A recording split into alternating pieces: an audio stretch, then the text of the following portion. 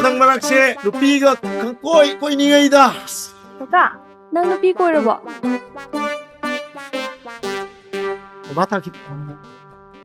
Ay takin yung hari dugo, kariwano ni Boysa. Kasi te. Koi biem na sum sidan lak ngay jani. Hajin ay siyong. Ngang no. Thay jin ya na ba?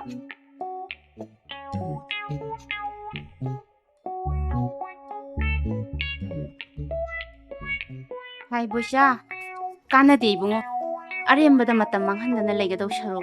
Nayambana pension phangdringay sida sarkargi thabok macha amatang tahongnaba tawsi. Kana ji time. Ay sarok so. Hai, nang arembada matam manghanganu ko.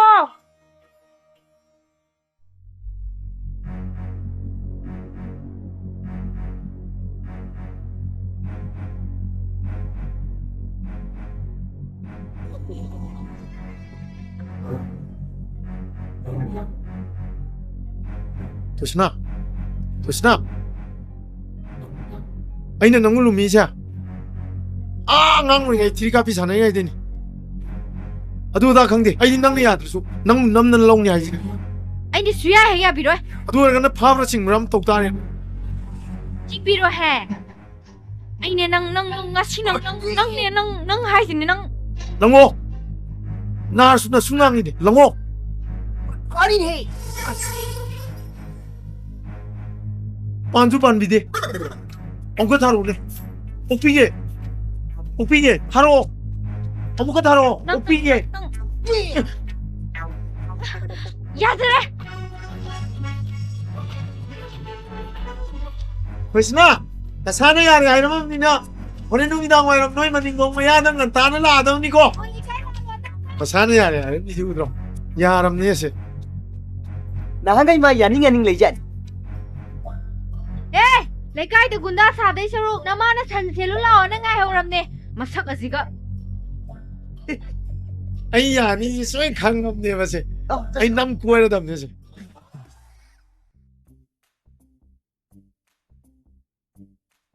Nang gamulang nari dubu kanagano. Ha? Kanagano haibane nang bo.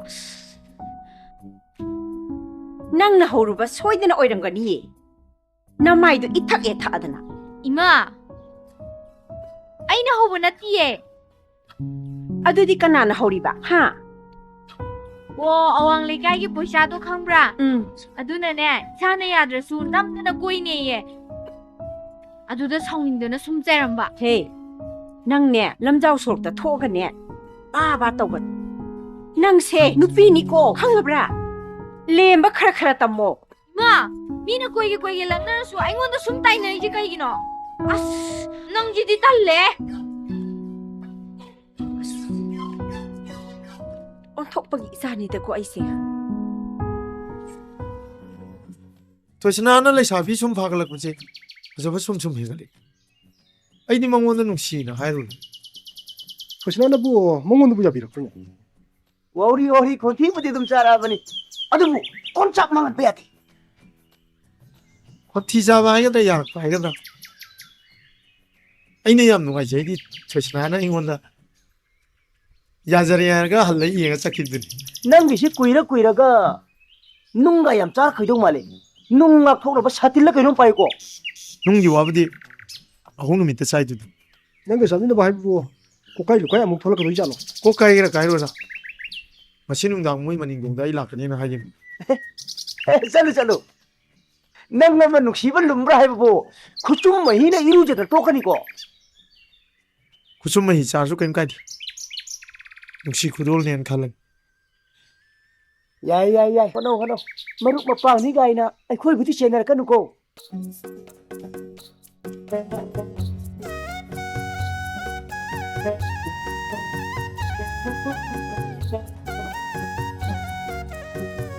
Hoi ba, hay khokpa loire. Hoi, lage.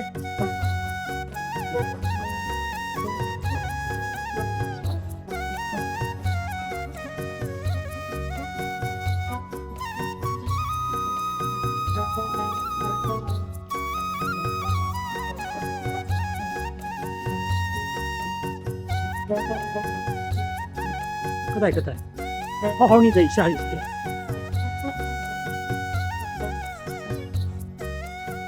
이베마 이사기 버카나 그럼 간다 하이독토리바 Baba, tu na haido ka da ba male. khara tuna haidodi phagadabani Baba, ai di khang di ko. Hanta ki 12 ki parikya se first division de pass tor ba. Ai di Imphal da tam doi ni ko. ꯑꯩꯈꯣꯏ ꯁ꯭ꯋꯥꯏꯗ ꯁꯨꯝ ꯇꯝꯃꯁꯤ ꯌꯥꯏꯗ ꯑꯩꯈꯣꯏꯒꯁꯨ ꯂꯥꯞꯊꯣꯛꯅꯗꯅꯕ ꯃꯇꯝꯅꯒ ꯐꯠꯇꯕꯁꯤꯗ ꯂꯥꯞꯅ ꯂꯩꯈ꯭ꯔꯒ ꯉꯥꯏꯍꯥꯛ ꯂꯩꯇꯅ ꯎꯅꯕꯁꯨ ꯌꯥꯗ 바바는수 다이버 오이바니나 윰다 얌 또이나 레비수 ngamdabasida Ya de ga shu. Imphal da tam ba ga yam khene. Ima ga baba ga na nushibiri ne na mapan di thoan ramina lamit tumit ka amta khangdre. ꯏꯝꯐꯥꯜꯗ ꯂꯥꯏꯔꯤꯛ ꯇꯝꯃꯒ ꯀꯔꯤꯕꯨ ꯀꯥꯟꯅꯗꯣꯏꯅꯣ Ima, ai di yaro hai shine. Ai di Imphal de ek tamandra Lai tam tok thokadong. 호이다 파르카 하이도가 땀나 그너시 그도보기 나사나부 깐나 호나르바디 나만 하리버수 아동 파이네 꼬이베마 ꯈꯪꯗꯦ ꯃꯣꯏꯕꯥꯒꯤ ꯑꯅꯤꯡꯕ ꯑꯄꯥꯝꯕꯗꯣ ꯑꯗꯨꯝ ꯆꯠꯊꯕꯤꯔꯣ 마마 이샤기수 아닌고 아빠 마마 레이드나 하자리바니 이판다 땀주시노 그도보기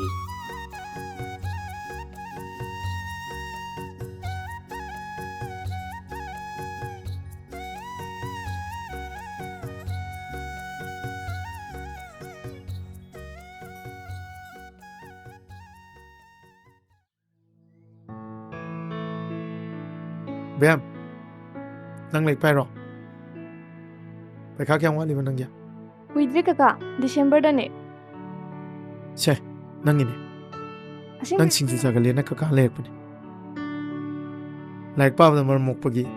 Kaka lek biri ni. Kaka, na mama na yam chay rabni ko. Sopsini. Bosha, karigino nang na yumda ngahakta lainingdribasibo. Punsisi karam haina hinge hairibano nangbo. Mina ingonda wa yamna haire. Itay matabada yamna nungaite. Aina haiba ngangbasisu nang si kaya itataningdabagum tawe. Mado apaba ka oiroy koy bungo.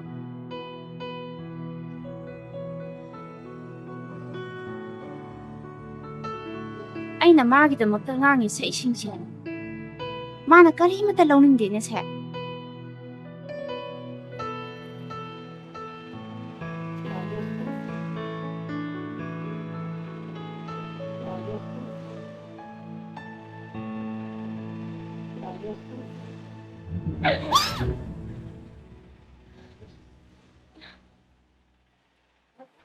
Hey, let me chụp ninh thi chắc ơi rồi.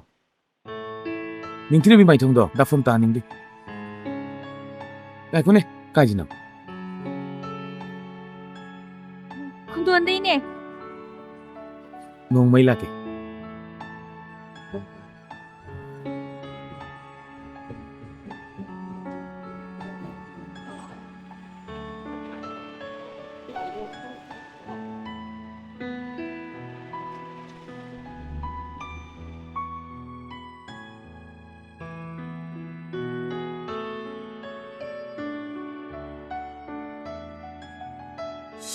Ninh thi bị mày thông đó, đã phong ta ninh đi. Nông mấy là cái.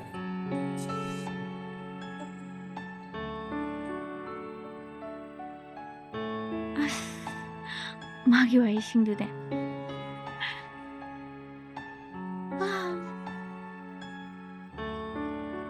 Lakta laksanu. Salang na thukbige.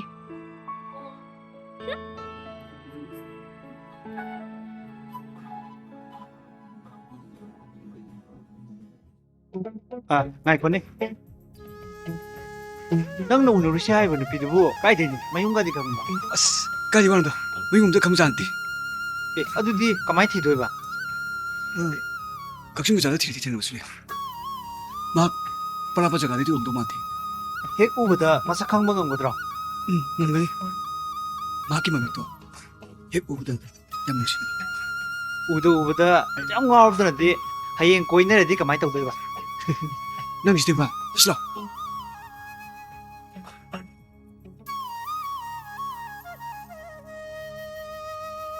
Tôi nói thông ngang rồi, cái đi khảo mà liệp lên nó bao giờ?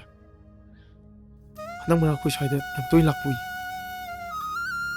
mai se ase choice na lum ba lak soi no ngani taklus lo Ora, adu wa ina tumi le. hai kana no nang dia kai lam dai no ꯑꯩ ꯁ꯭ꯀꯨꯜꯗꯒꯤꯅꯦ da school kun daro ꯑꯩ ꯎꯅ ꯇꯧꯕ ꯃꯤꯡ ꯆꯗꯤ ꯊꯣꯏꯁꯅ ꯌꯨꯝ ꯊꯤꯖꯔꯛꯄꯅꯦ hai mi ha ra nam ju kalini nang ma pham ji le de ai soi phu ga ni nang chalo chalo ꯃꯌꯨꯝꯗꯗꯤ ꯈꯪꯖꯒꯤ Cho. Numit ta ding ina yum yauro. Na tra din na thwai mang rin nang. ꯑꯩ ꯅꯔꯝꯗ ꯂꯥꯛ ꯐꯥꯎ ꯁꯥꯅꯣ ai phau ne nang kai to ga no ari em da tok tak pi sala di po man ni tangan ni ro Mak ya kan heda. Mali si maro on to hopiro.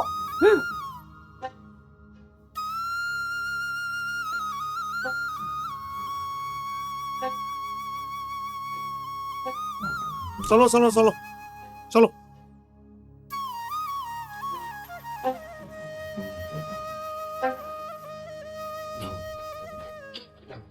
ki ja ne mai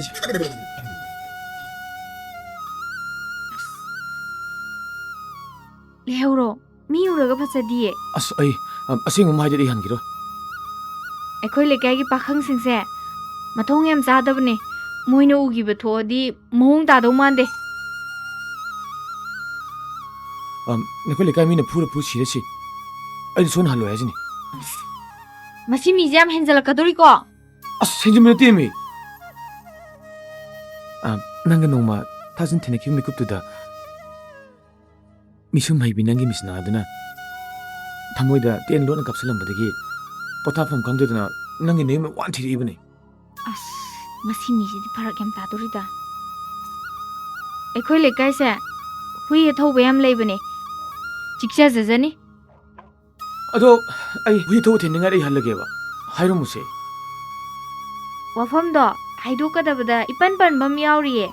ꯃꯊꯪ ꯂꯥꯛꯄꯗ ꯀꯣꯟꯅ ꯍꯥꯏꯔꯒꯦ. ꯑꯝꯇ ꯍꯥꯏꯔꯝꯃꯣꯕ ꯑꯩ ꯇꯥꯅꯤꯡꯕ ꯂꯥꯡꯇꯛꯅꯔꯦꯕ ꯑꯩꯈꯣꯏ ꯃꯥꯗꯣ ꯊꯣꯛꯍꯜꯂꯛꯀꯦ. ꯂꯥꯡꯇꯛꯅꯕꯗꯣ ꯐꯅꯕ ꯑꯩꯈꯣꯏ ꯃꯥꯗꯣ ꯑꯣꯏꯅ ꯍꯥꯏꯔꯛꯑꯒꯦ. ꯏꯃꯥ!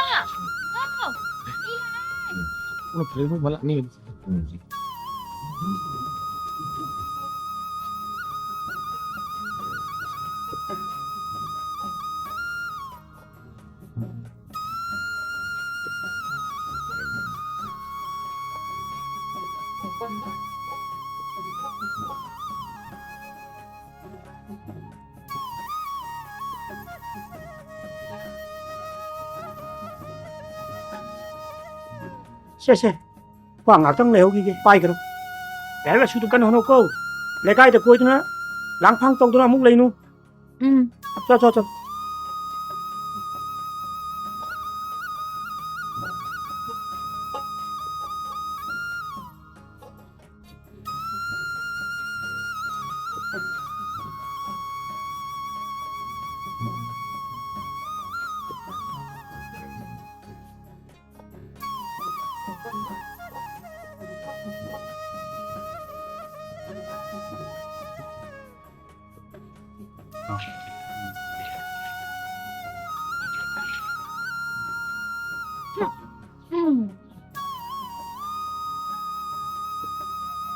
야!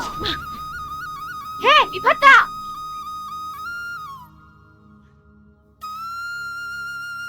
ꯅꯪꯅ ꯑꯩ ꯆꯠꯄ ꯈꯨꯗꯤꯡꯒꯤ ꯀꯣꯏꯅꯤꯅꯦ ꯑꯩꯁꯦ ꯀꯩꯒꯤꯅꯣ ꯍꯥ? ꯂꯝꯕꯤ ꯊꯥꯗꯣ. ꯑꯁ ꯊꯠꯀꯅꯨꯁꯦ. 야로 ai 왕이 빠고 비람는 낭 짭배야 ꯑꯩꯒꯤ ꯄꯥꯎꯈꯨꯝꯗꯤ ꯍꯥꯟꯅ ꯀꯌꯥꯔꯛ ꯍꯟꯅ ꯄꯤꯈ꯭ꯔꯦꯅ. ꯂꯩꯀꯥꯏ ꯅꯆꯜ ꯅꯆꯦꯁꯤꯡꯗꯅꯦ ꯁꯨꯃꯥꯏꯅ ꯗꯤꯁꯇꯔꯕ ꯇꯧꯕꯁꯦ ꯑꯩ ꯌꯥꯝ ꯍꯩꯅꯗꯦ. ꯂꯦꯝꯕ ꯈꯔ ꯇꯝꯃꯨ 이bungo. 닝기버 간기바 해보자 빵에 가독 야나대 미쿠 크라잉아이 문능 칼라빠 곰비로 ꯑꯩꯉꯣꯟꯗ ꯈꯟꯕꯒꯤ ꯃꯇꯝ ꯂꯣꯏꯈ꯭ꯔꯦ. ꯄꯥꯎꯈꯨꯝꯗꯤ ꯍꯥꯟꯅ ꯀꯌꯥꯔꯛ ꯍꯟꯅ ꯄꯤꯈ꯭ꯔꯦ. ꯃꯤ ꯎꯔꯒ ꯐꯖꯗꯦ. ꯑꯩ ꯆꯠꯂꯒꯦ. 왕왕들 칼라가노 징야지다 나 동나 락 독롱 파르 낭부 징볼람도 포카카디 남자 낭부 담나 까이슬루이노 ꯕꯕꯥꯏ ꯆꯥꯛ ꯊꯤꯜꯂꯨꯕꯅꯦ. 아카그노 아이 낭원도 누빠니나 나 사나 야부 포함도 또 ꯃꯇꯨꯡꯗꯗꯤ ꯂꯝꯕꯤꯁꯤꯗ ꯅꯥꯊꯟꯗ ꯆꯠꯀꯅꯨ ꯃꯤ ꯆꯤꯛꯀꯅꯨ ꯈꯨꯗꯣꯡꯊꯤꯕ ꯅꯪꯉꯣꯏ ꯌꯥꯔꯦ ꯆꯠꯂꯣ ꯑꯩ ꯉꯥꯏꯍꯥꯛ ꯂꯦꯞꯄꯤ ꯆꯠꯂꯣ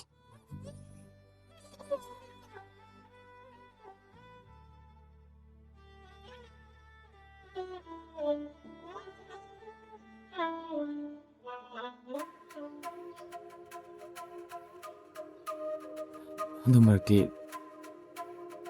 ꯅꯪꯒ ꯁꯨꯃꯥꯏꯅ ꯂꯩꯃꯤꯟꯅꯗꯅ ꯉꯥꯛꯇꯪ ꯋꯥꯔꯤ ꯁꯥꯟꯅ ꯐꯪꯕꯁꯦ ꯑꯩ ꯍꯥꯏꯅꯤꯡꯉꯥꯏ ꯂꯩꯇꯅ ꯅꯨꯡꯉꯥꯏ ꯑꯅꯝ ꯀꯜꯂꯗꯤ ꯅꯝꯗꯅ ꯀꯣꯏꯌꯦꯗꯨꯅꯦ ꯑꯩꯅ ꯅꯝꯀꯜꯂꯤꯁꯦ ꯅꯪꯕꯨ ꯊꯃꯣꯏ ꯁꯦꯡꯅ ꯅꯨꯡꯁꯤꯖꯔꯨꯕꯩꯅꯦ ꯚꯥꯞ ꯇꯥꯔꯦꯗꯅ ꯇꯥꯔꯦ ꯇꯥꯔꯦ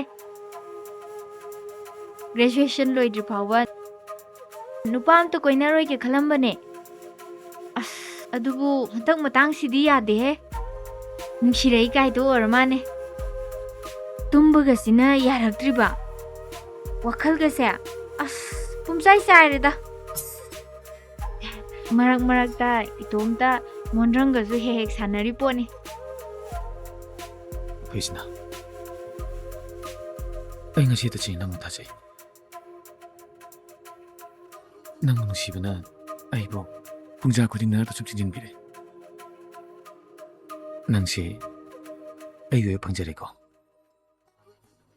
ꯍꯦꯔꯥ ꯌꯥꯝꯅꯁꯨ ꯍꯦꯟꯖꯜꯂꯛꯀꯅꯨꯗ ꯌꯥꯝ ꯍꯦꯟꯖꯜꯂꯛꯑꯗꯤ ꯀꯣꯛꯁꯦ ꯆꯤꯛꯀꯦ ꯆꯤꯛꯀꯦ ꯇꯧꯋꯦ ꯍꯣꯏꯅꯦ ꯍꯣꯏꯅꯦ ꯅꯨꯡꯁꯤꯕ ꯅꯪꯅꯕꯨ ꯍꯥꯏꯔꯕꯗꯤ ꯑꯩ ꯂꯣꯏ ꯌꯥꯔꯦ ꯑꯗꯣ ꯃꯔꯛ ꯃꯔꯛꯇ ꯑꯩꯈꯣꯏꯅꯤ ꯄꯥꯎ ꯐꯥꯎꯅꯕ ꯑꯩ ꯅꯉꯣꯟꯗ ꯐꯣꯟ ꯄꯤꯔꯛꯀꯦ ꯌꯥꯅꯤꯀꯣ ꯀꯥꯏꯗꯩꯅꯣꯗ ꯐꯣꯟ ꯄꯤꯔꯛꯀꯅꯣ ꯑꯩꯈꯣꯏ ꯕꯕꯥ ꯎꯔꯗꯤ ꯑꯁ ꯄꯨꯔꯥ ꯁꯣꯏꯔꯦ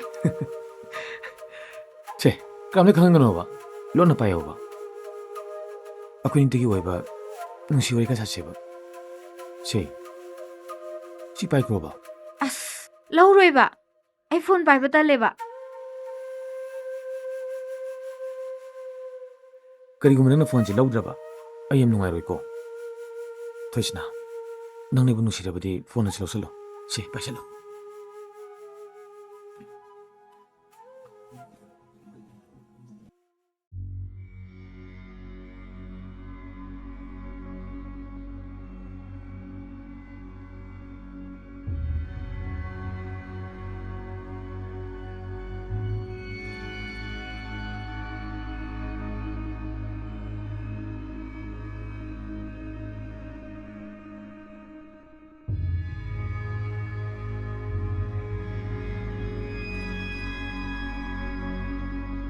ꯃꯐꯝ ꯃꯇꯝ ꯌꯦꯡꯗꯅ ꯃꯤꯕꯨ ꯗꯤꯁꯇꯔꯕ ꯇꯧꯕꯁꯦ ꯌꯥꯝ ꯂꯦꯝꯗꯦ ꯑꯩ ꯌꯥꯝ ꯍꯩꯅꯗꯦ ꯂꯝꯕꯤ ꯊꯥꯗꯣꯛ ꯑꯩ ꯆꯠꯀꯦꯁꯦ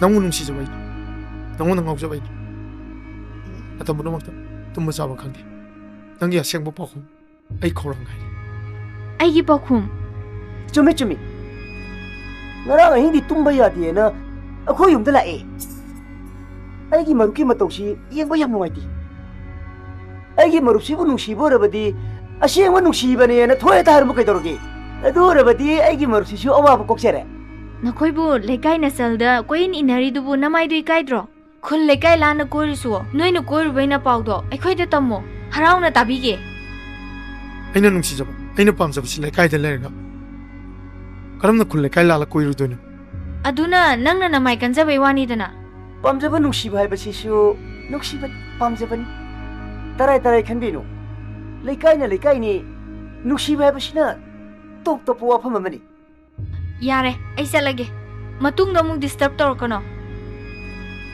ꯑꯩ ꯅꯨꯡꯁꯤꯕ ꯀꯩꯅꯣ ꯈꯪꯗꯦ ꯃꯥꯅ ꯑꯁꯨꯝꯅ ꯅꯥꯄꯜ ꯀꯥꯕꯁꯤꯗꯅꯦ ꯑꯩꯅ ꯅꯨꯡꯁꯤꯕꯁꯦ ꯑꯁꯨꯝ ꯑꯁꯨꯝ ꯍꯦꯟꯒꯠꯂꯛꯏꯁꯦ ꯅꯨꯡꯁꯤꯕꯗꯣ ꯁꯨꯝ ꯁꯨꯝ ꯍꯦꯟꯒꯠꯂꯛꯑꯗꯤ ꯅꯌꯨꯝꯗ ꯄꯨꯁꯤꯜꯂꯒ ꯊꯥꯡꯖꯤꯜꯂꯒ ꯈꯤꯜꯂꯒ ꯊꯝꯃꯣ ꯅꯪ ꯀꯣꯂꯦꯖ ꯏꯝꯐꯥꯜꯗ ꯑꯣꯏꯅ ꯇꯝꯃꯨꯗꯅ ꯑꯩꯒꯤꯁꯨ ꯈꯔ ꯅꯛꯁꯤꯟꯅꯅꯕ ꯑꯁ ꯀꯥꯏꯗꯩ ꯋꯥꯅꯣꯗ ꯅꯈꯣꯏꯒꯤ ꯏꯝꯐꯥꯜ ꯀꯥꯏꯗꯨꯗꯤ ꯇꯣꯏꯅ ꯆꯠꯄꯁꯨ ꯅꯠꯇꯦꯗ ꯏꯝꯐꯥꯜꯗ ꯂꯥꯏꯔꯤꯛ ꯇꯝꯕ꯭ꯔꯥ ꯍꯥꯏꯕꯕꯨ ꯑꯔꯦꯝꯕꯗ ꯂꯃꯥꯡꯅꯗꯅ ꯇꯣꯛꯀꯅꯤ ꯑꯗꯣ ꯇꯝꯁꯤꯔ ꯈꯜꯂꯝꯕꯅꯦ ꯇꯝꯃꯔꯣꯏꯗ ꯍꯦꯔꯥ ꯑꯗꯨ ꯋꯥꯕꯗꯤ ꯅꯪ ꯍꯦꯛ ꯃꯥꯡꯗ ꯃꯥꯡꯁꯅꯨ Lesabi mang kaya na paper to yap to lori keno. Yare yare. Paper da mu haptrasu traffic na marai phajani. Phagi ni. Dem kres tam da tawse. Lami ngawk labadi ai lena phanam sing ni. Leira ga sum chatla ga lambi lamdang lamit tumit loin khang kudui ni. As pang gi roge nangbo. Mapan thulaga miyam tinaga khang ba singbe hel kuduri ni. Adubro lambi budi ngawbiro ye. Aduda khangdaba am yawbani. Hoi ni. Khang do masing yam laga changak tang ne ko. Nang sumarai di kali he. Nang kay numi po eh. Na ko mi gero. Yeng drasu yare da. Nupi ne yeng ba sakda su na tab dubu. As. Kidori. Uy na pamandana khwang ga se yatre. Sasila.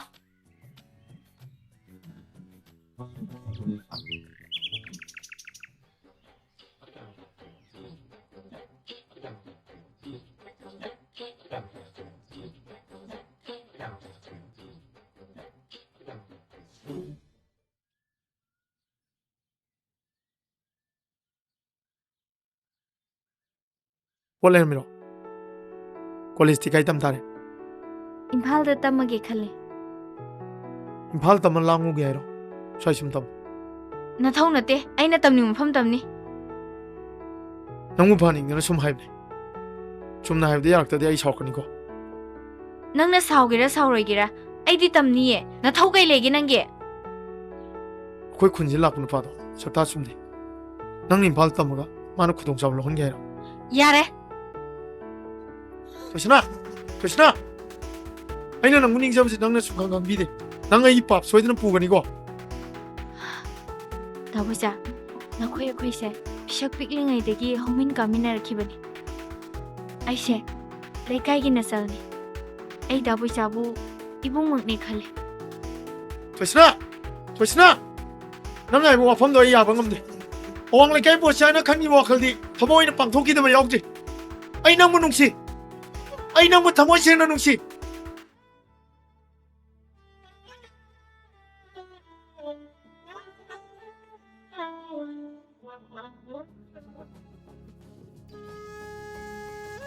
Lamam tabu luji bro. Chalo khen gini mas nang horoi. Talo.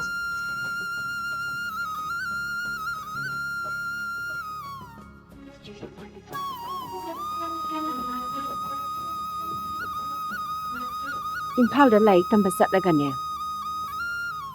Arembada charangna matam manghangan. Ai khoidi ngasi sothari bari. Aphaba masak naiba miem oiba ngamnanaba. Lai sudo thawai haksang yauna kanna hotno ko. Nongmane isagi laibak phaba lakpa mikupto. Nama aina ne isagi damak harause gadori bani. Ima na takpiri bisingdo. Nasa amta kauzara. Ima, adudi nasa amuk sasaru kige.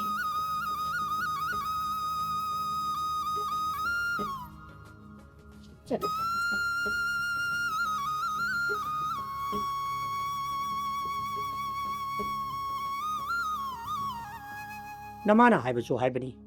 Imphal da larik tamba haibase yam chikselu. Mi apha phata yam le. Lare asu padana gyan tana legadabani. Hoi baba.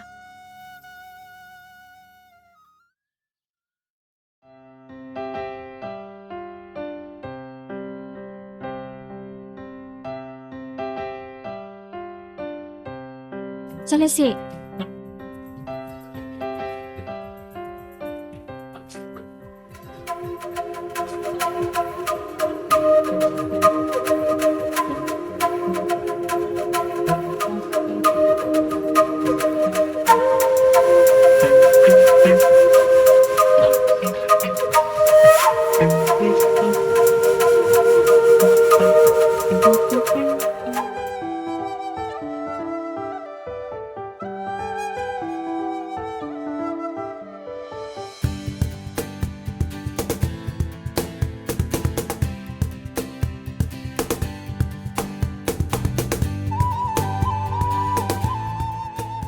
Baba, saya tu piutana. Iman aku tu naumi. Kai tan chat ke haino. Asa, iman aku. Yang tu lagi bema. Apa kamu jauh ni? Kai no moi ban to biri sibo. Na sa na piu piu hai ke sum piri sibo. Hayeng phatanung da thola adi mama ne na engon da tai na birakani do. Madubu anoubu waro mayekna tarabu wani sen puthokpa ai ithau nasa senaba nangi na thau ai function lama chakadabani nasa napado exam su kuidrabani halakpaga larik lai suning thina pahaluko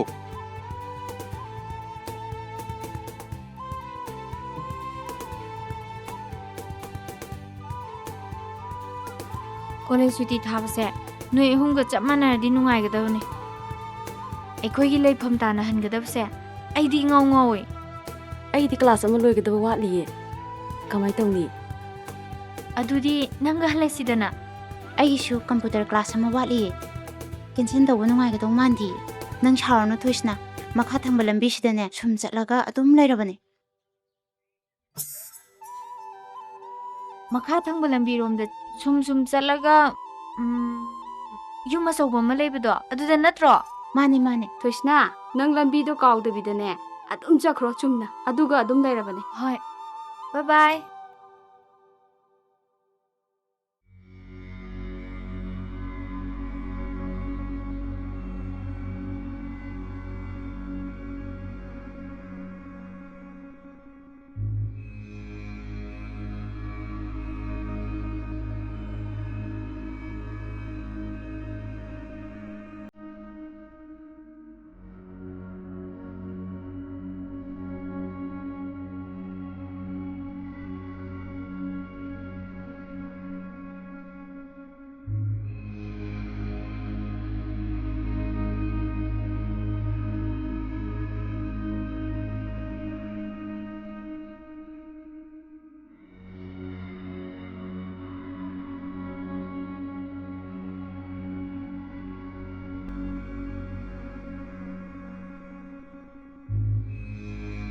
Hello, Tanung si Thoiba. Tawage. Ay lambi lamang na re. College ki makha thangba kelom dagi tholakpane. Sum chatlaga ay gi leifam do thiba khangdre. Ay chingmairong da leye. Khara thuna lauba. Hoi.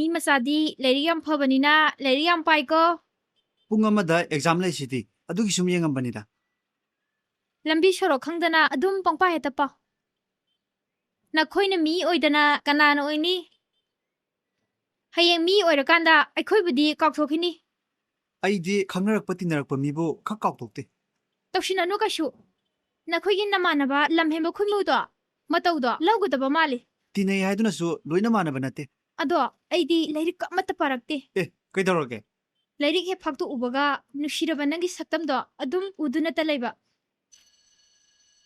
changase pung tare lao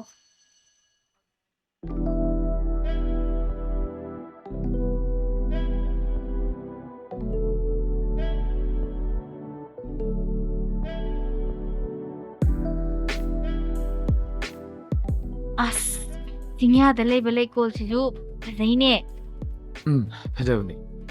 Munning jalo.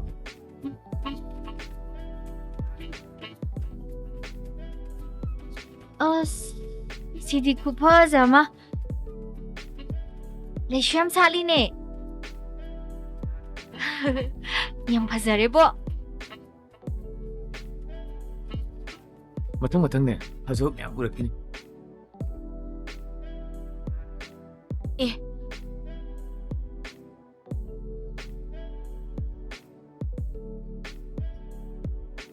Matung kayam lainnya lekon je. Akon basu lay si kamay to siya no. Masih, malay ikut ayo kusim ni. Lo, ada lebih kibin jangan pamus lo. As. Katay dino da. Ngomro. Halos lo. Nangi pagtabi dum torabra. Hausikan ki nupa sing se. Kevin da phamaga wari me ngange hai. Maduma ai dai leite. Hadu ergana restaurant la ing thau jira. As. Madu ne hen tan gre. Restaurant changbagi paw ko khoi ba na taraba. Oh, ai gi khong na ma dum chakre. As, hai dah dulu kita roge. Ngasang pamus lo awa. Haido no hai ba wari sine. Ai ni am kan haido kali se.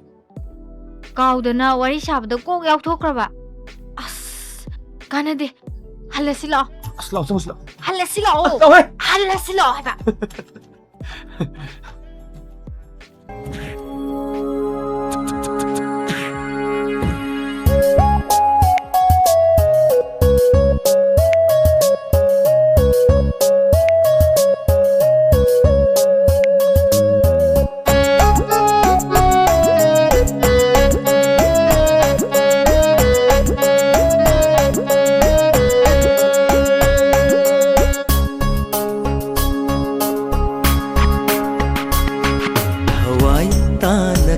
की मत खोइदा जबना हक से थवाई तान कयागे मत नुशे जबना हक से opening the चिन्नबा करी सुलैतना opening the चिन्नबा करी सुलैतना नुंसी लाइनिंग ओइजरी नुंसी लाइनिंग ओइजरी तान कयागी मति खोइदा जबना हक से थवाई तान कयागी मति नुशे जबना हक से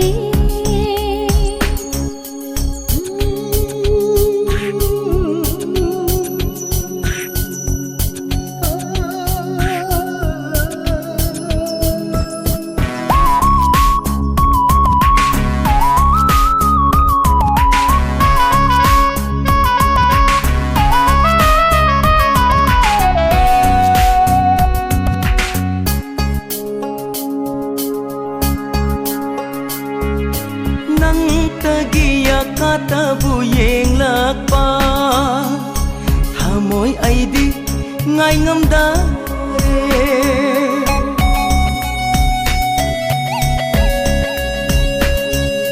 nang tagiya ka tabu yeng lakpa thamoi aidi ngai ngam da hikai ki thiro da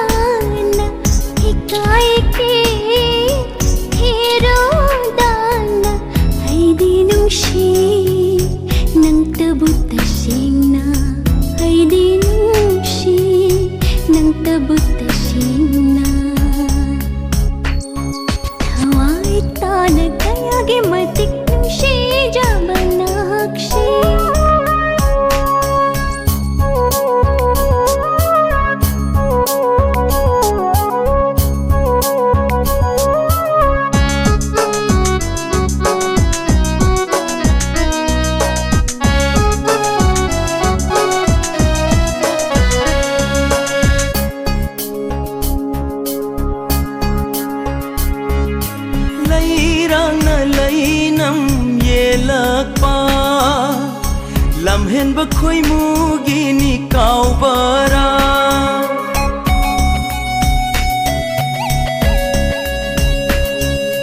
Lairang na lainam ye lakpa LAMHENBA KHOIMU gini kau bara Thamoi masakpu khangnarabadi Thamoi masakpu khangnarabadi nungsi panthum yaurabani khangu nungsi panthum yaurabani khangu ꯊꯋꯥꯏ ꯇꯥꯅ ꯀꯌꯥꯒꯤ ꯃꯇꯤꯛ ꯈꯣꯏꯗꯥꯖꯕꯅ ꯍꯛꯁꯦ ꯊꯋꯥꯏ ꯇꯥꯅ ꯀꯌꯥꯒꯤ ꯃꯇꯤꯛ ꯅꯨꯡꯁꯤꯖꯕꯅ ꯍꯛꯁꯦ ꯄꯨꯛꯅꯤꯡꯗ ꯆꯤꯡꯅꯕ ꯀꯔꯤꯁꯨ ꯂꯩꯇꯅ ꯄꯨꯛꯅꯤꯡꯗ ꯆꯤꯡꯅꯕ ꯀꯔꯤꯁꯨ ꯂꯩꯇꯅ ꯅꯨꯡꯁꯤ ꯂꯥꯏꯅꯤꯡꯕꯨ ꯑꯣꯏꯖꯔꯤ ꯅꯨꯡꯁꯤ ꯂꯥꯏꯅꯤꯡꯕꯨ ꯑꯣꯏꯖꯔꯤ ꯊꯋꯥꯏ ꯇꯥꯅ ꯀꯌꯥꯒꯤ ꯃꯇꯤꯛ ꯈꯣꯏꯗꯥꯖꯕꯅ ꯍꯛꯁꯦ ꯊꯋꯥꯏ ꯇꯥꯅ ꯀꯌꯥꯒꯤ ꯃꯇꯤꯛ ꯅꯨꯡꯁꯤꯖꯕꯅ ꯍꯛꯁꯦ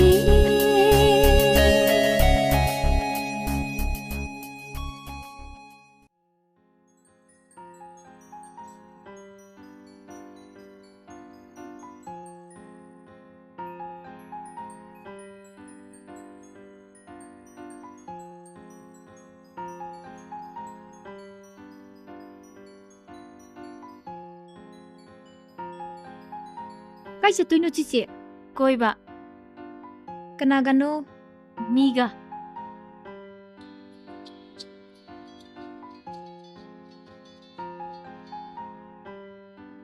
Hello. Ai khoya thong tana lakpa ngamoeba. Noigi lambi marong tawbudo ai gyan menam tade. Aikhoigi ne hostel mamangda dum lao. Yane ba? Lao, yare ay ngairamage.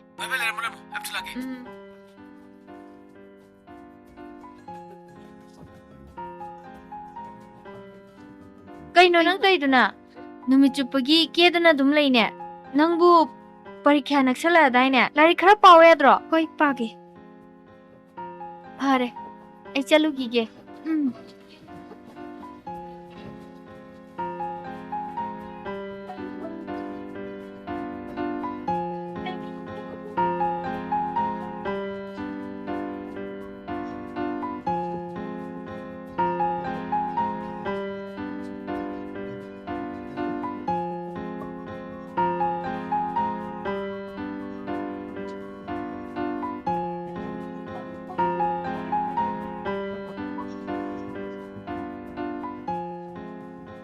Nanga sumaina unabase. Heng kai di tuosi. Itu lagi ai sibo. Ai muthayam se. Adagi laik pa basu umte yade. As, karigino haise. Aikoi madam na su ngangbada maha oire. Heng kai di unasi kaina haranu ko. Thoisna. Nang yang maujubi icham jabin tawduna. Nang bu udabadai puthafam khangde. Nangdi adumna uba khudingi mitagale. Nahansu aigi manabi sanathoida nangna misi khale hai. As, kaiduna da. Aingonda lan loguno me. Ai icham na phagi toroga. Phagi dagi soina khidana punsigi phireb soina ba kaya yaukhrabane. Leshabida pakhangna phagi batau tawnu. Na tawdo chirol yam heramgadaba male. Chiron de aron mane. Aron budi aran mane. Thoisna. Ai nu sibu aron chiron tan begana. Pung kya tarage? Mai tare ngalida. Ha? Medam na ngangamani. Ai chalage. Amda ngai ko ba. Wari ngak sakisi kena.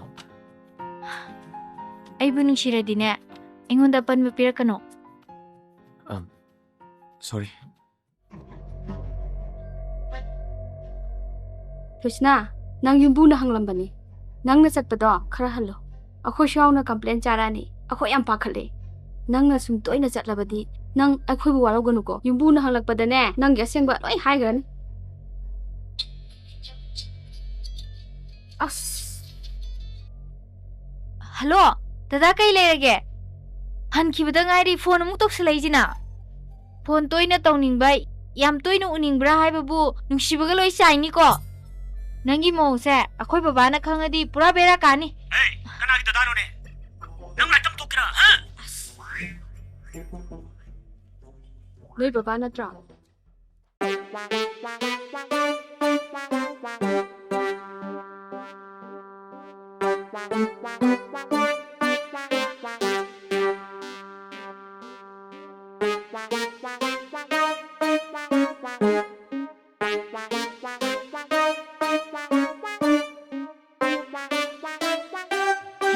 ꯐꯤꯁꯨ ꯁꯨꯖꯔꯦ ꯆꯥꯛꯁꯨ ꯊꯣꯡꯖꯔꯦ ꯑꯉꯥꯡꯗꯤ ꯂꯧꯕ ꯐꯪꯖꯗꯦ ꯐꯤꯁꯨ ꯁꯨꯖꯔꯦ ꯆꯥꯛꯁꯨ ꯊꯣꯡꯖꯔꯦ ꯑꯉꯥꯡꯗꯤ ꯂꯧꯕ ꯐꯪꯖꯗꯦ ꯑꯩ ꯎꯗ꯭ꯔꯕꯗꯤ ꯂꯩ ꯉꯝꯗꯦꯕꯗꯥꯏ ꯅꯪꯕꯣ ꯆꯤꯊꯤꯒꯤ ꯋꯥꯁꯛꯀ ꯀꯥꯎꯔꯕꯔꯥ ꯅꯪꯕꯣ ꯑꯩ ꯎꯗ꯭ꯔꯕꯗꯤ ꯂꯩ ꯉꯝꯗꯦꯕꯗꯥꯏ ꯅꯪꯕꯣ ꯑꯁꯨꯛ ꯀꯨꯏꯅ ꯄꯥꯈꯪ ꯑꯣꯏꯔꯛꯄꯁꯦ ꯄꯨꯛꯅꯤꯡꯅ ꯈꯣꯏꯗꯥꯖꯕ ꯅꯨꯄꯤ ꯑꯃꯠꯇꯅ ꯌꯥꯕꯤꯔꯛꯇꯦ ꯑꯣꯟꯊꯣꯛꯄꯅꯤꯗꯀꯣ ꯔꯥꯖꯦꯂꯩꯒꯤ ꯂꯥꯏꯕꯛꯁꯦ ꯄꯨꯛꯅꯤꯡꯅ ꯈꯣꯏꯗꯥꯖꯕꯤ ꯑꯃꯈꯛ ꯂꯩꯔꯝꯃꯤ ꯐꯣꯡꯗꯣꯛꯍꯧꯗꯗꯅ ꯏꯃꯥꯟꯅꯕꯅ ꯍꯥꯟꯈ꯭ꯔꯦ ꯀꯩꯗꯧꯔꯦ ꯔꯥꯖꯦꯟ ꯅꯪꯅ ꯃꯨꯔꯨꯝ ꯃꯨꯔꯨꯝ ꯁꯣꯟꯗꯨꯅ ꯂꯩꯔꯝꯃꯤꯗꯨꯕꯣ ꯀꯗꯣꯝꯗꯩꯅꯣ ꯏꯇꯩꯃ ꯏꯊꯥ ꯊꯥꯖꯗꯅ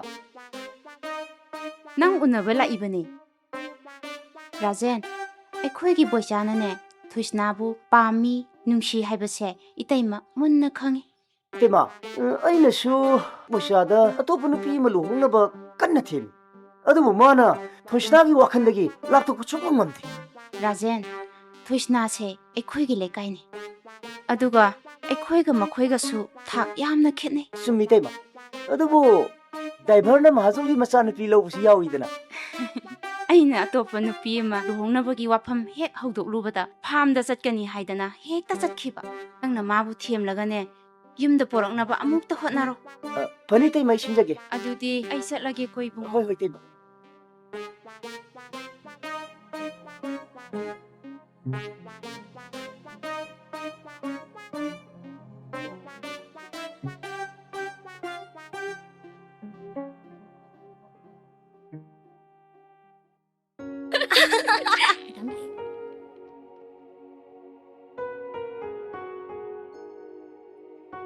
ꯅꯣꯏ ꯂꯥꯏꯔꯤꯛ ꯄꯥꯔꯤꯕ꯭ꯔꯣ ꯍꯣꯏ ꯃꯦꯗꯥꯝ ꯊꯣꯏꯁꯅꯥꯗꯤ ꯍꯜꯂꯛꯇ꯭ꯔꯤꯕ꯭ꯔꯥ ꯍꯣꯏ ꯃꯦꯗꯥꯝ ꯀꯣꯂꯦꯖ ꯃꯇꯝꯗꯤ ꯂꯣꯏꯔꯝꯃꯅꯤꯅꯦ ꯅꯣꯏꯅ ꯁꯨꯃꯥꯏꯅ ꯆꯤꯛꯃꯥꯡ ꯃꯥꯡꯕꯁꯤꯅꯦ ꯑꯩꯅ ꯌꯥꯝ ꯁꯥꯎꯅꯤꯡꯉꯤꯁꯦ ꯐꯔꯦ ꯐꯔꯦ ꯇꯧꯔꯣ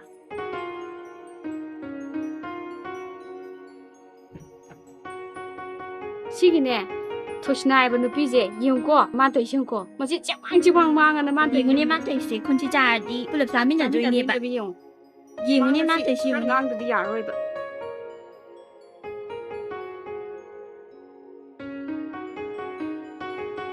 ꯑꯁ ꯋꯥꯔꯦ ꯌꯥꯝ ꯊꯦꯡꯉꯕꯣ ꯅꯪ ꯀꯥꯏ ꯆꯠꯂꯨꯒꯦ ꯃꯦꯗꯥꯝꯅꯁꯨ ꯑꯉꯝꯕꯅꯤꯀꯣ ꯅꯪ ꯑꯩꯕꯣ ꯅꯪꯒꯤ ꯍꯥꯀꯟꯗ ꯏꯕꯦꯝꯃ ꯑꯩꯈꯣꯏꯒꯁꯦ ꯈꯣꯟꯊꯤ ꯂꯣꯏꯅ ꯆꯥꯔꯅꯤꯍꯦ ꯈꯔꯗꯤ ꯍꯜꯂꯣꯍꯦ ꯆꯠꯄ ꯌꯥꯔꯦꯍꯦ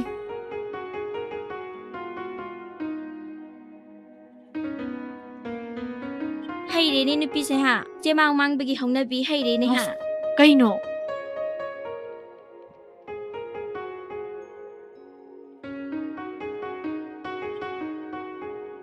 ꯊꯣꯏꯁꯅꯥ ꯅꯪ ꯉꯁꯥꯏ ꯀꯥꯏ ꯆꯠꯂꯨꯏ ꯃꯦꯗꯥꯝ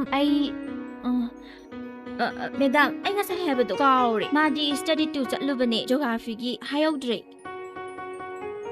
ꯅꯣꯏ ꯁ꯭ꯇꯗꯤ ꯇꯨꯔ ꯆꯠꯂꯁꯨ ꯅꯤꯡꯊꯤꯅ ꯈꯪꯍꯜꯂꯝꯕ ꯌꯥꯗ꯭ꯔꯣ ꯅꯣꯏ ꯕꯕꯥꯅ ꯌꯥꯝ ꯀꯨꯏꯅ ꯉꯥꯏꯔꯝꯕꯅꯤ ꯁꯦ ꯄꯩꯁꯥ ꯄꯤꯔꯝꯕꯅꯤ ꯃꯇꯨꯡꯗꯗꯤ ꯅꯣꯏ ꯁꯨꯃꯥꯏꯅ ꯆꯠꯄ ꯌꯥꯔꯣꯏꯀꯣ ꯅꯣꯏ ꯆꯠꯀꯦ ꯍꯥꯏꯔꯁꯨ ꯑꯩꯉꯣꯟꯗ ꯄꯥꯎ ꯄꯤꯔꯝꯒꯗꯕꯅꯤ ꯍꯣꯏ ꯃꯦꯗꯥꯝ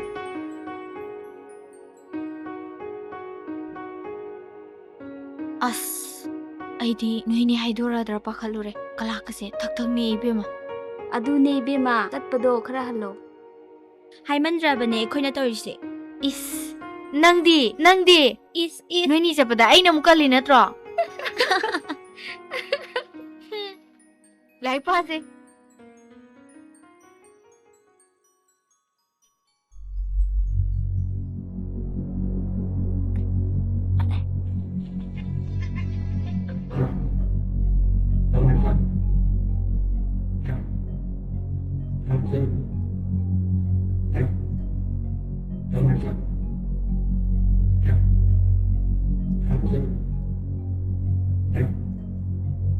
ꯅꯣꯏꯁꯦ ꯑꯩ ꯃꯥꯡꯗ ꯇꯧꯒꯦ ꯌꯥꯎꯅ ꯇꯧꯔꯤꯔꯥ ꯅꯠꯇ꯭ꯔꯒ ꯃꯤ ꯎꯁꯤꯠꯇ꯭ꯔꯤꯕ ꯍꯥꯏꯗ꯭ꯔꯣ ꯍꯥ ꯀꯩꯅꯣ ꯇꯥꯕꯣꯏꯆꯥ ꯑꯩ ꯌꯨꯝꯗ ꯊꯤꯟꯕꯤꯔꯛꯑꯒ ꯀꯩ ꯅꯨꯡꯉꯥꯏꯇꯕ ꯂꯩꯒꯦ ꯄꯩꯁꯥ ꯅꯪ ꯌꯥꯝ ꯌꯥꯎꯈ꯭ꯔꯅꯨ ꯅꯪ ꯑꯣꯏꯅ ꯂꯧꯅꯤꯡꯕ ꯃꯇꯝ ꯂꯧ ꯉꯝꯃꯤ ꯅꯪ ꯅꯨꯡꯊꯤꯟꯅꯩ ꯅꯨꯄꯥꯁꯦ ꯐꯩꯖꯩ ꯆꯤꯡꯉꯨꯔꯣ ꯑꯗꯨꯅ ꯅꯪꯅ ꯃꯄꯥꯟ ꯊꯣꯛꯆꯗꯕꯒꯤ ꯅꯊꯟꯗ ꯀꯟꯖ ꯆꯥꯎꯖꯕꯗꯨꯅꯤꯗꯅ ꯗꯥ ꯅꯨꯡꯁꯤ ꯊꯣꯏꯕ ꯌꯨꯝꯗ ꯍꯟꯕꯤꯈ꯭ꯔꯣ ꯍꯣꯏ ꯍꯣꯔꯦꯟ ꯐꯣꯟꯗ ꯋꯥꯔꯤ ꯁꯥꯟꯅꯔꯁꯦ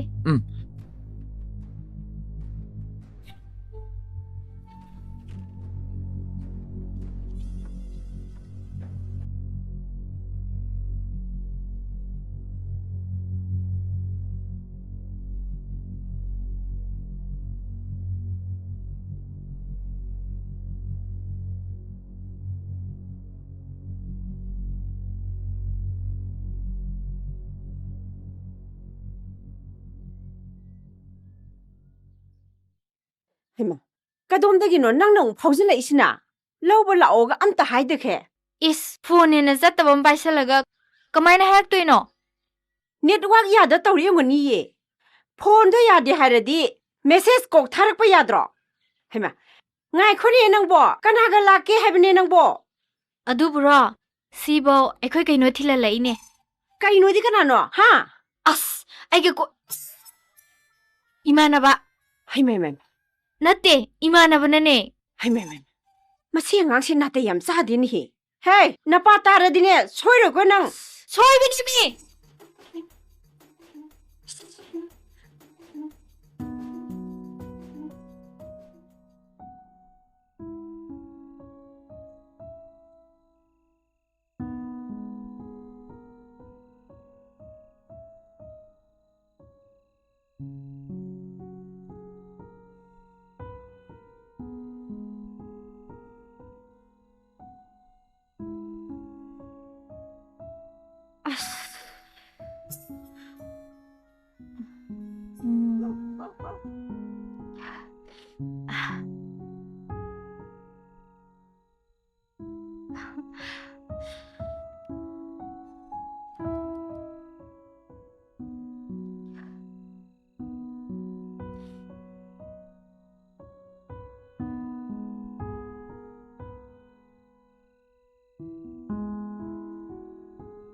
ꯇꯨꯝꯕꯁꯨ ꯉꯜꯂꯤ ꯏꯆꯥꯒꯤ ꯂꯥꯏꯔꯤꯛ ꯄꯥꯕꯗꯨꯝ ꯁꯪꯗꯣꯛꯀꯦ.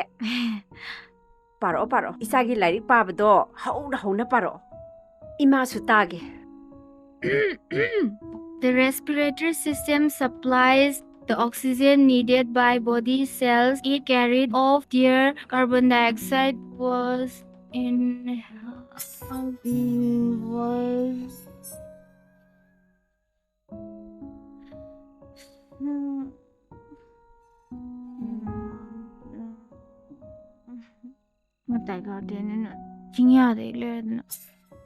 ꯑꯗꯨꯅꯤꯗꯅ ꯏꯆꯥꯁꯤꯗꯤ ꯏꯃꯥ ꯍꯣꯏꯗꯤ ꯂꯥꯏꯔꯤꯛ ꯍꯩꯖꯗꯕꯅꯤꯅ ꯏꯆꯥꯅ ꯏꯪꯒ꯭ꯔꯥꯖꯤꯗ ꯂꯥꯏꯔꯤꯛ ꯄꯥꯕꯗꯣ ꯏꯃꯥ ꯍꯣꯏꯗꯤ ꯀꯔꯤꯝꯇ ꯈꯪꯖꯗꯦ. ꯃꯅꯤꯄꯨꯔꯤꯗ ꯏꯆꯥꯅ ꯑꯗꯨꯃꯥꯏꯅ ꯑꯥꯔꯊ ꯍꯟꯗꯣꯛꯑꯕꯅꯤꯅ ꯏꯃꯥꯁꯨ ꯚꯥꯞ ꯂꯣꯏ ꯇꯥꯔꯦ. ꯄꯥꯔꯣ ꯃꯈꯥ ꯄꯥꯔꯣ.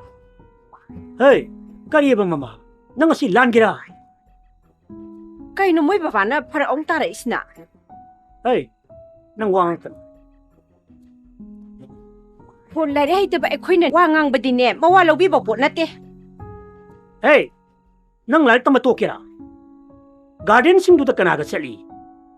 ꯅꯈꯣꯡ ꯅꯥꯝ ꯊꯨꯗꯦꯛꯇꯅ ꯅꯪ ꯎꯁꯤꯠ ꯊꯑꯣꯏꯗꯕ ꯂꯝ ꯍꯦꯜꯂꯗꯅ. ꯍꯩꯃꯥ ꯀꯩꯅꯣꯅꯦ ꯃꯣꯏ ꯕꯕꯥꯅ ꯍꯥꯏꯕꯤꯔꯤꯁꯤꯕꯣ? ꯂꯥꯏꯔꯤꯛ ꯃꯌꯦꯛ ꯅꯠꯇ꯭ꯔꯅꯦ? ꯍꯦ ꯅꯆꯤꯟꯗꯨ ꯈꯨꯝꯃꯨꯅꯦ. ꯑꯁ ꯃꯁꯤ ꯂꯥꯏꯔꯤꯛ ꯄꯥꯔꯒ ꯎꯏꯅꯤꯡꯉꯛꯄꯁꯤꯗꯤ ꯕꯕꯥ ꯑꯁ ꯇꯥꯔꯪ ꯑꯃ ꯏꯆꯠ ꯆꯠꯂꯤꯍꯦ. ꯕꯕꯥꯅ ꯃꯔꯣꯡ ꯉꯥꯡꯖꯜꯂꯛꯄꯅꯦ ꯄꯔꯥꯒ ꯂꯣꯏ ꯀꯥꯎꯈ꯭ꯔꯦ. ꯑꯩ ꯃꯥꯏ ꯑꯝꯇ ꯇꯥꯊꯣꯛꯎꯈꯤꯒꯦ.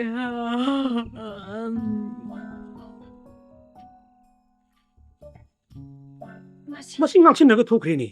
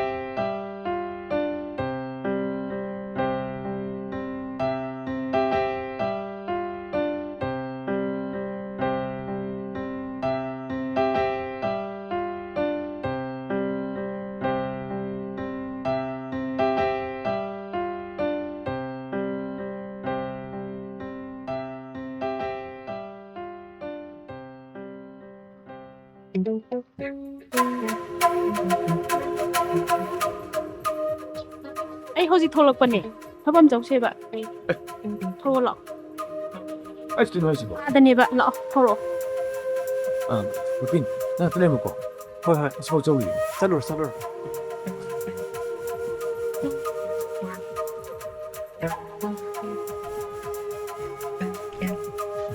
Hello.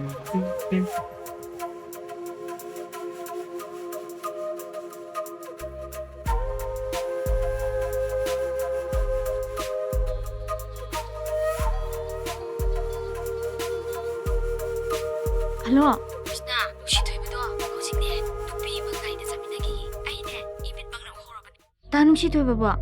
ꯑꯗꯨꯗꯤ ꯐꯔꯦ ꯊꯝꯃꯒꯦꯀꯣ.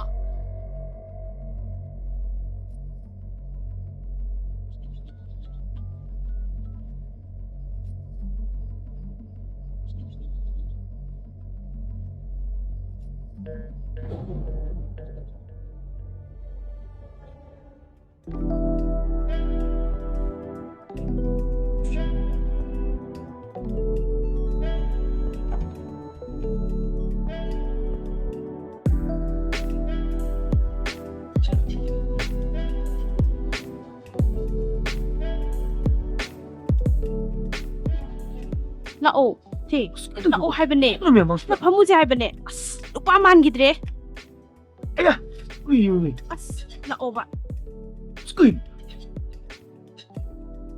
스크린도 있고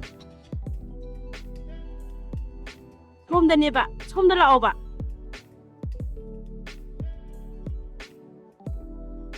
ꯅꯪꯅ ꯏꯈꯪ ꯈꯪꯍꯧꯗꯅ ꯊꯣꯛꯂꯛꯄꯁꯦ ꯊꯥꯖꯗꯕ ꯋꯥꯅꯤ ꯅꯪꯅ ꯁꯨꯇꯤ ꯐꯪꯉꯕꯁꯨ ꯌꯨꯝꯗ ꯄꯥꯊꯣꯛꯍꯟꯗꯕꯅꯤ나 ꯑꯗꯨꯕꯨ ꯅꯪꯅ ꯍꯟꯗꯣꯛꯄꯁꯤꯗꯅꯦ ꯑꯩꯈꯣꯏꯅꯤ ꯎꯅꯔꯤꯁꯦ ꯑꯩꯒꯤꯗꯤ ꯌꯥꯝ ꯅꯨꯡꯉꯥꯏ ꯑꯗꯨꯅꯔꯥ ꯑꯩꯅ ꯔꯤꯡ ꯇꯧꯔꯛꯄ ꯈꯨꯗꯤꯡꯃꯛꯇ ꯅꯪꯅ ꯁꯨꯛꯄꯥꯏ ꯄꯥꯏꯗ꯭ꯔꯤꯗꯣ ꯀꯥꯏꯗꯩꯅꯣꯗ ꯑꯩꯈꯣꯏꯅꯤ ꯊꯦꯡꯅꯗ꯭ꯔꯤꯉꯩ ꯃꯔꯛꯇꯣ ꯅꯪꯗꯤ ꯌꯥꯝ ꯅꯨꯡꯉꯥꯏꯌꯦꯅ ꯇꯥꯏꯅ ꯅꯪꯒ ꯑꯩ ꯎꯅꯗꯕꯗꯅ ꯄꯨꯡꯈꯟ ꯈꯟꯕ ꯋꯥꯅꯤꯗ ꯀꯅꯥꯝꯇ ꯈꯪꯅꯗꯦ ꯀꯩꯗꯧꯔꯒꯦ ꯍꯥꯏꯁꯤꯟꯅꯗꯨꯀꯣ ꯄꯥꯎ ꯖꯥꯖꯥ ꯌꯥꯝ ꯇꯥꯖꯥꯠꯅꯤ ꯃꯤꯅ ꯉꯥꯡꯕꯕꯨ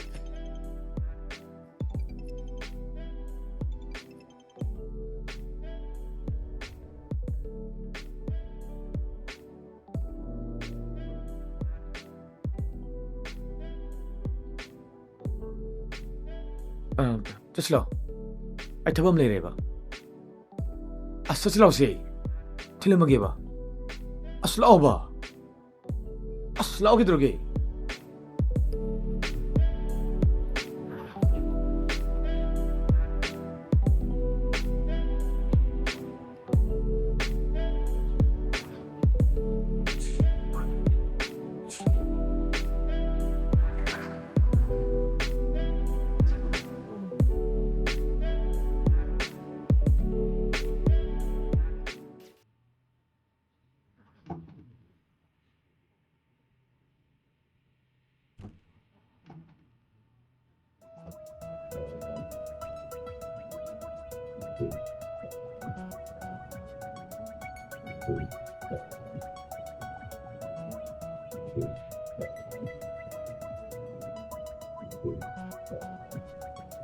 어떤 뒤질 뻔해. 짜짜지 하이드로이나.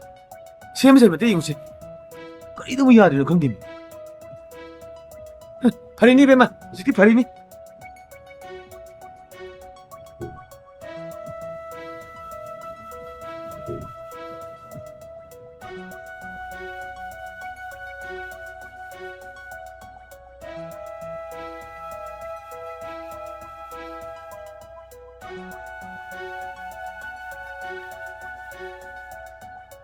이샤누피시는 슈팅하고 오직 거봐 뽕따리 니판 따라 거봐 할락듯이 까나가 까다이다 까나가 샬루니 하이게봐 까나나 강니게 폰도 오주 쌌디야 아두부 랑부 까나노 카라다 항우비야 라바 아이 수네야 항비야바 항우르버니 뭐이 빠봉수 마빠니 그이노 야루이 나사 누피네 낭 로드나 와리 와타이 사나 밤티 야루이 마판데기 ngasi tukutangay mapan gi matong namna asuk thienga phawba haujuk phawba halaktrina se yarui mama phatradi macha phaw yarui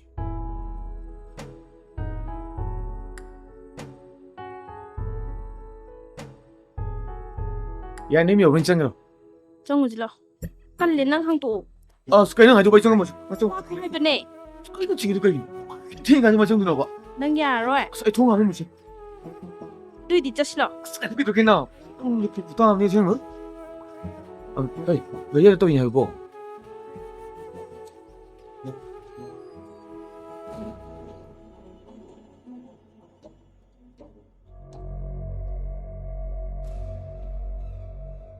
Hey, tôi nó ngủ ngang gì à? Nang lupa chứ phụ lại gì, lupa chứ chia lấy vậy. Hả? Cái thế mà mày? Hả?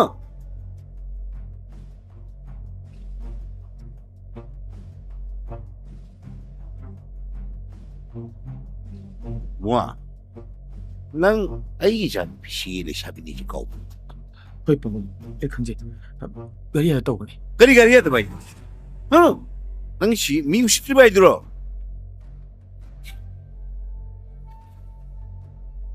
Chalo. Ayang nungan ba gani? Ang yalam ang chingdo. Yung siya. Atar ba? Abo. Chalo.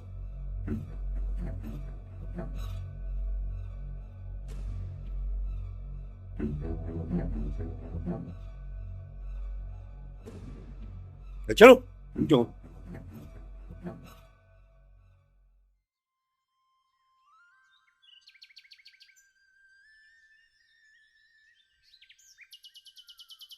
Ibema, marup Lal Gopal bu lebidabra. Laye tada, lingsin biro.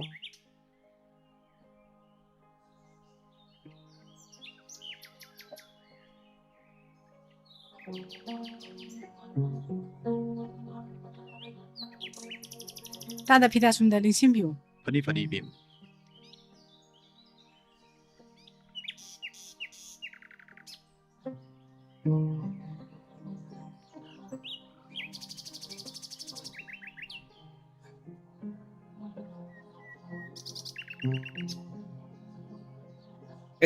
Kado na yun.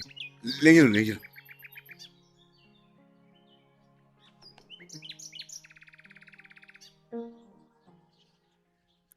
Kado lengyo din no, itatase na.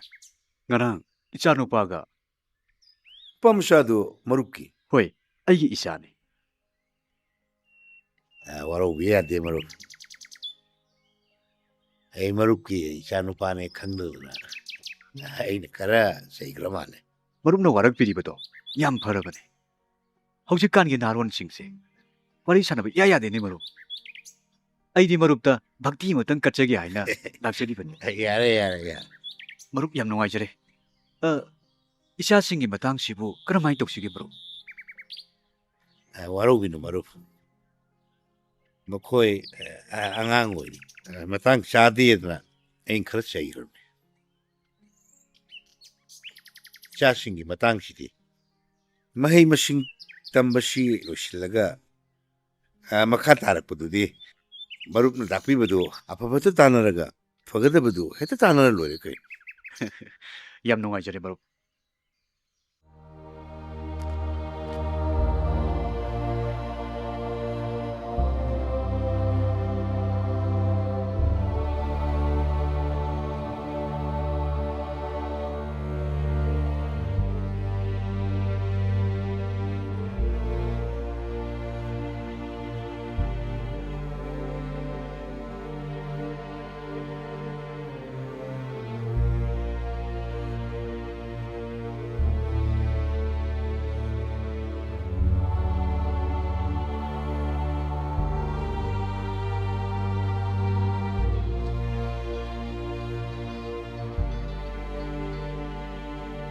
No. Sina, nusi toy bagi pau do achung boy ni. Ma, nupi cheli. Ha.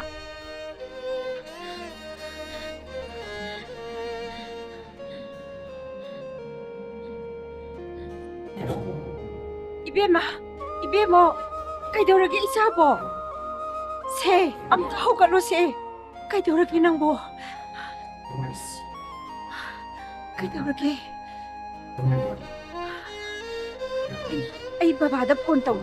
Hospital chachiro. Ay bora chachise.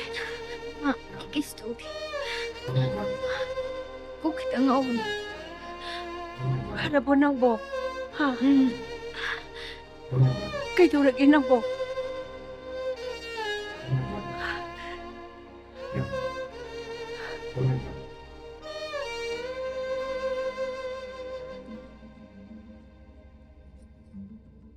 Nupi selurba nanggo unabase aidi ami kai matungda angang thasalaga kokthokpado amu hana tawgano ai chalage Kai ko tosina. ꯑꯩ ꯋꯥꯁꯤꯡ taco ꯑꯩ ꯅꯪꯒꯤ ꯋꯥꯁꯨꯇꯥ ꯇꯥꯔꯣꯏꯌꯦ ꯉꯁꯤꯗꯒꯤ ꯅꯪꯒ ꯑꯩꯒ ꯃꯔꯤ ꯁꯨꯂꯩ ꯂꯩꯅꯗ꯭ꯔꯕꯅꯦ ꯑꯁ 이만하면 맞잖니에봐 프로미스 아니 이제 다섯 개 그러겠나 미남보 왕한가노 따닝디에 뭐만한 게 매임 잡인 여러보다 가약 때부터 튀기 부대기 아주 초이 기분이 해봐 따닝데 미메사도 젤로라디 꼭로 홍어 토시나 아직 너무 더워 싫은 놈치 너는 다섯 개 그러네 루피도 한 거있어 어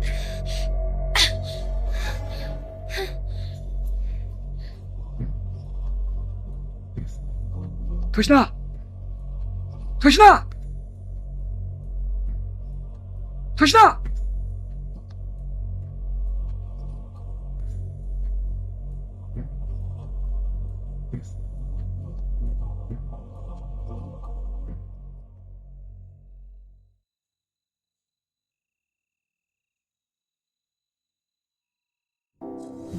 민들이 많이 들어 답은 가나 복잡한 공부들아 나는 내용 완전히 나는 진짜 아니 이제 좀 좋지 지금 여러분 아 이제 알아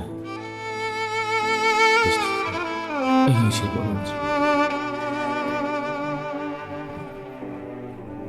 토시나 토시나 토시나 이마 그이더라게 하 낭보 그이더라게 강디 뭉터버스야 돼 한덕 마락 परीक्षा मेया ओइबसिदने थेंग थेंबो लाई पाइदो अदुनने करी करी नो मित्त उबो ओइरंगनी कैसु तौरसि तुमसिसे ला ला तुमो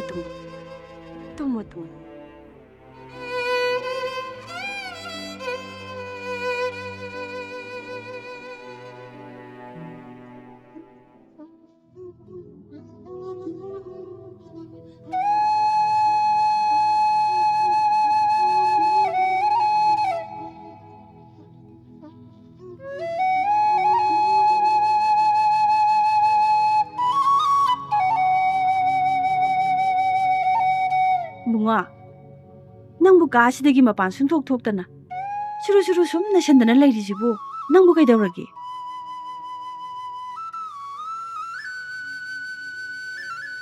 ꯀꯥꯟꯅꯗꯦ ꯂꯥꯏꯔꯤꯛ ꯃꯈꯥ ꯇꯝꯊꯒꯦ ꯍꯥꯏꯕ꯭ꯔꯥ ꯅꯠꯇ꯭ꯔꯒ ꯌꯥꯝ ꯊꯨꯅ ꯂꯨꯍꯣꯡꯅꯕ ꯍꯥꯏꯔꯁꯨ ꯍꯥꯏꯕ꯭ꯔꯥ ꯅꯪꯒꯤ ꯕꯕꯥꯒ ꯃꯃꯥꯒꯗꯅꯦ ꯅꯪꯒꯤ ꯑꯄꯥꯝꯕꯗꯣ ꯍꯥꯏꯌꯨ 이봉아 바바는 후지막 낭기 아생부 와도 강바 봐 ꯅꯪꯒꯤ ꯑꯄꯥꯝꯕꯗꯣ ꯕꯕꯥꯗ ꯀꯣꯛ ꯍꯥꯏꯈ꯭ꯔꯣ ꯀꯩꯗꯧꯔꯒꯦ ꯅꯪꯕꯨ ꯁꯠ ꯍꯥꯏꯈ꯭ꯔꯣꯏꯃꯤ 바봉 ꯑꯩ ꯃꯈꯥ ꯇꯝ ꯆꯠꯂꯒꯦ ꯑꯗꯨꯅꯤꯗꯅ ꯅꯨꯄꯥ ꯃꯆꯥ ꯍꯥꯏꯕꯗꯨꯗꯤ 이사게 플라이트 티켓도 아이 후지막 꺼오라게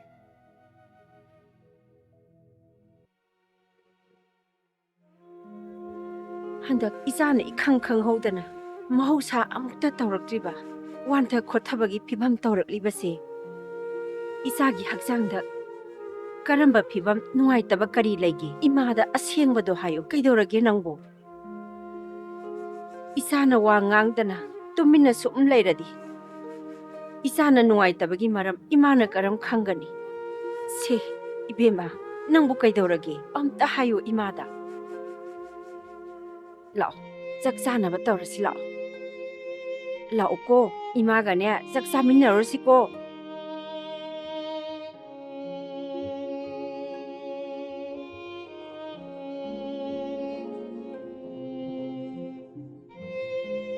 ꯅꯤꯡꯁꯤꯡꯕ ꯍꯥꯏꯕꯁꯦ ꯄꯨꯛꯅꯤꯡ ꯑꯃꯗꯤ ꯊꯃꯣꯏꯗ ꯃꯃꯤ ꯇꯥꯗꯨꯅ ꯑꯗꯨꯝ ꯂꯩ ꯀꯥꯎꯒꯦ ꯈꯜꯂꯕꯁꯨ ꯁꯨꯡꯌꯥ ꯌꯥꯗꯦ ꯑꯗꯨꯕꯨ ꯑꯩ ꯉꯁꯤꯗꯤ ꯑꯩꯒꯤ ꯄꯨꯛꯅꯤꯡ ꯑꯃꯗꯤ ꯋꯥꯈꯜꯕꯨ ꯐꯥꯊꯕ ꯉꯝꯅꯕ ꯑꯩ ꯃꯥꯒꯤ ꯋꯥꯈꯜꯁꯦ ꯊꯥꯗꯣꯛꯂꯒꯦ ꯑꯩꯒꯤ ꯐꯤꯔꯦꯞ ꯑꯃ ꯏꯁꯥꯅ ꯂꯧꯖꯕ ꯉꯝꯅꯕ ꯑꯩ ꯂꯥꯏꯔꯤꯛꯀ ꯃꯔꯨ ꯑꯣꯏꯔꯒꯦ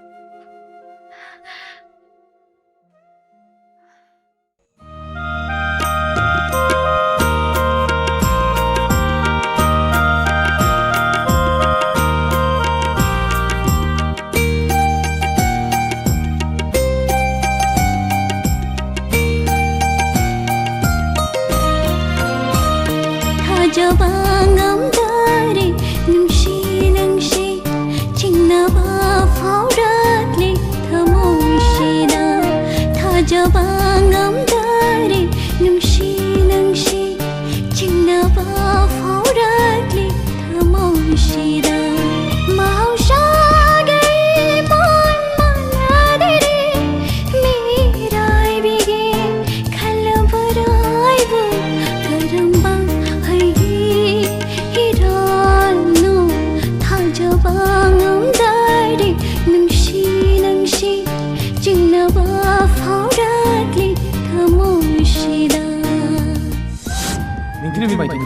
ꯇꯥꯛꯐꯝ ꯇꯥꯅꯗꯦ ꯄꯣꯊꯥꯐꯝ ꯈꯪꯗꯗꯅ ꯅꯪꯒꯤ ꯅꯦꯝ ꯄꯥꯊꯤꯔꯤꯕꯅꯤ ꯑꯩꯕꯨ ꯀꯨꯝꯖꯥ ꯃꯔꯤꯅ ꯆꯨꯞꯁꯤꯟꯖꯤꯟꯕꯅꯤ ꯆꯤꯔꯣꯟꯗꯤ ꯑꯔꯣꯟꯕꯅꯤ ꯑꯔꯣꯟꯕꯗꯤ ꯑꯔꯥꯟꯕꯅꯤ ꯊꯣꯏꯁꯅꯥ ꯑꯩꯒꯤ ꯅꯨꯡꯁꯤꯕ ꯑꯔꯣꯟꯕ ꯆꯤꯔꯣꯟ ꯊꯥꯡꯂꯒꯅꯣ ꯑꯁꯨꯛꯀꯨꯏꯔꯕ ꯃꯇꯝꯁꯤꯗ ꯅꯪꯅ ꯍꯥꯏꯕ ꯇꯥꯏꯟꯖꯕꯤ ꯑꯩꯅꯤ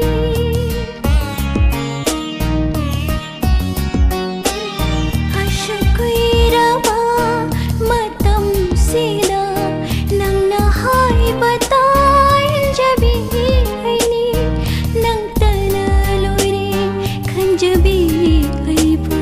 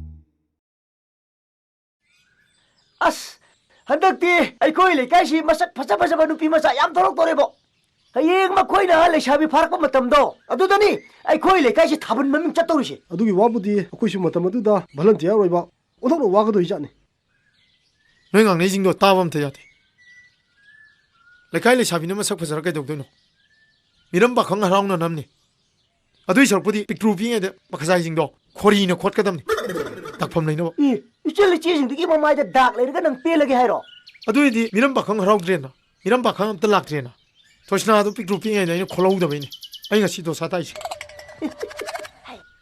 थोसना लाए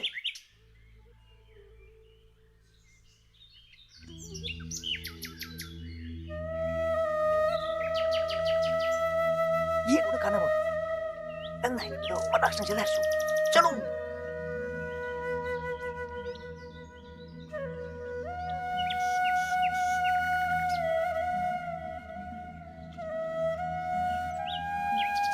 Isna, udah buku ini. Nang kai lagi. Sangam dah bro nang. Nang udah dah ikan wai kau. Dabuja, ngasidi ay nungondo wam taige. Lena lobinu ko. Kaiwana, ayam tani. Hero. Dabuja, ingonda khaliba wakanda thadokpia. Ay kanaguma masagamabu singnagi khanduna exam haidokpa ngairibani. Wakhan nattaba khanbiganu. Tosna. Nang ni impal dagi halak pangai ke ngai ga. Thok tham ngang. Nang uji mo phana lok sungam. Aduda kanam tana kan mangam. Kino ada phada ira ne. Dabuja, aina su phajana haraga mi mo oina mi ma gi wakhal chen mangam dabase. Mirak tin daba chawkhataba mi male.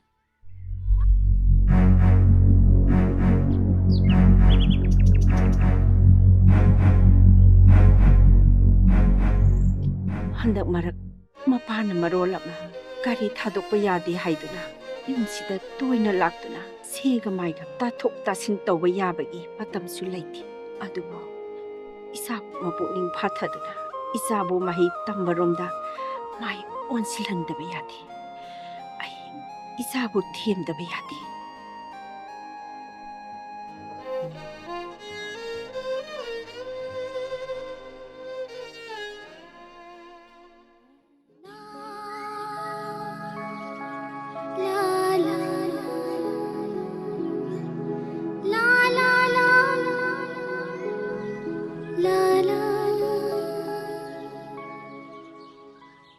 Ibema, ngasidi imaga wari khara sasi. Kari wari no ima? Wari haibabu.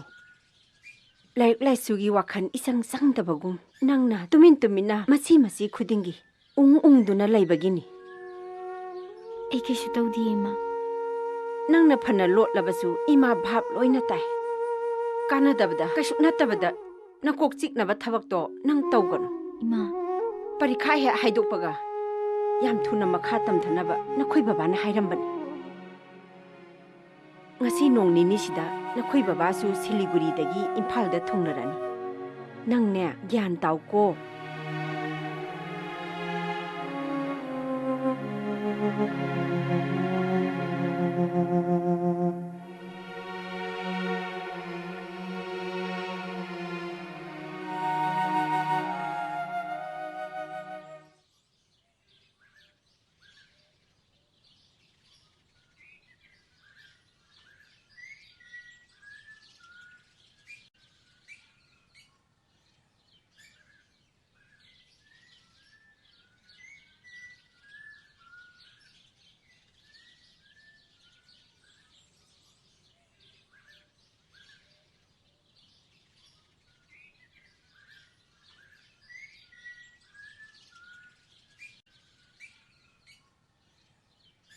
Babacha.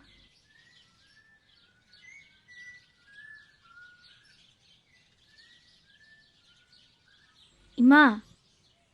Se.